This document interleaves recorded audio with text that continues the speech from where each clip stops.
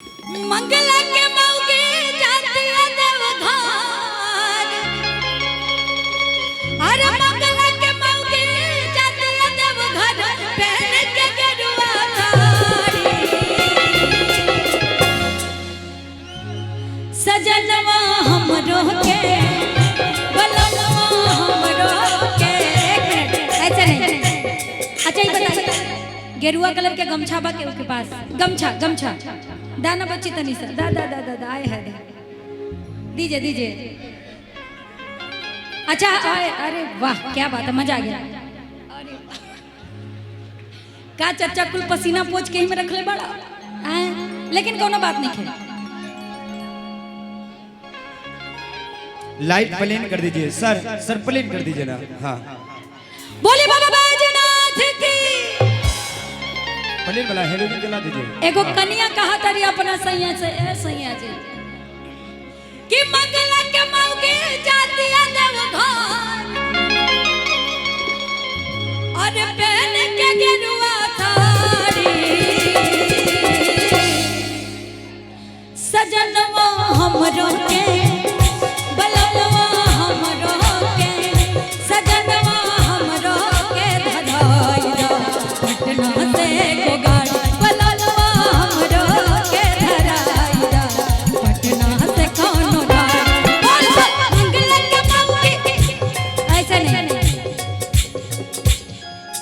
ऐसे अच्छा लगेगा। अच्छा लग रहा है कि नहीं? हम जाना था नहीं जाना खाते, लेकिन आज सावन के दूसरा सोमवार है। अगर बाबा के नाम मन बनाओ, अब ही देखा मोदी जी क्या कहले रहना, 4 साल का नौकरी रहा तो तनी से बाबा में मन लगा ला कि मोदी जी का मन बदल जाए, 25-50 साल का नौकरी हो जाए। सही बात बना? बोले बाबा बैजनाथ की। और ताली बजा के ऐसे तो नानू मजा। इतने हाथ उड़ाई पूरा पूरा।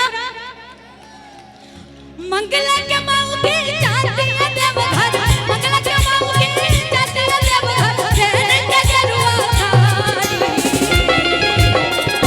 बलनवा हमरो के, सजनवा हमरो के, बलनवा हमरो के धराइरा पटना से कोनो गाड़ी। बलनवा हमरो के धराइरा पटना से कोनो गाड़ी। जय हो।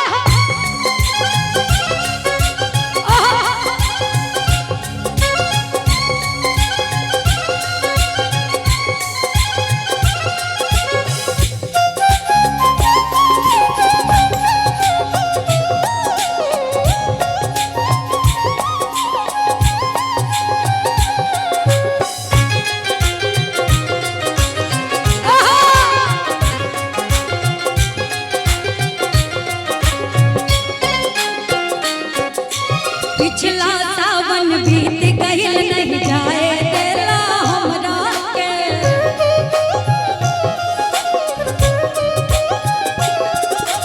अब के मनब ना बात सैया समझाई ले तोहरा के।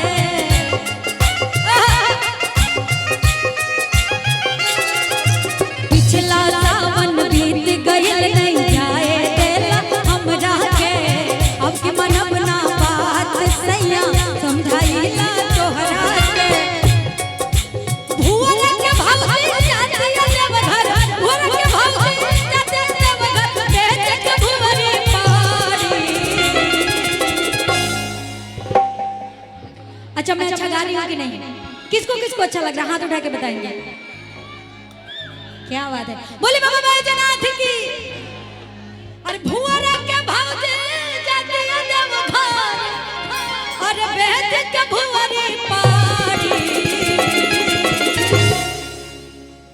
सजनवा हमरो के, बलनवा हमरो के, सजनवा हमरो के धराइरा पटना से कोनो गाड़ी। सजनवा हमरो के धराइरा पटना से कोनो गाड़ी। जय हो।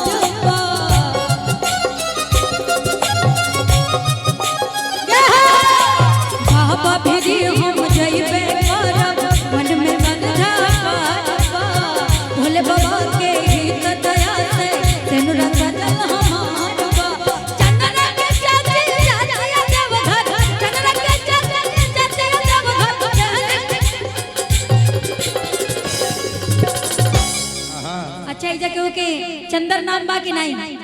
नाम बा के बा? हमारे दीपक जी आपसे गुजारिश है कि ग्रीन में बहुत लोग घुस रहे हैं, आप वहाँ जाइए और सभी को बाहर निकालिए जो एक्स्ट्रा लोग हैं, कुछ लोग के छोड़ के। ठीक बा वो नहीं समझला कि चनरा के चाचे जाते देवघर, अरे छोड़ के खेती बारी सजनवा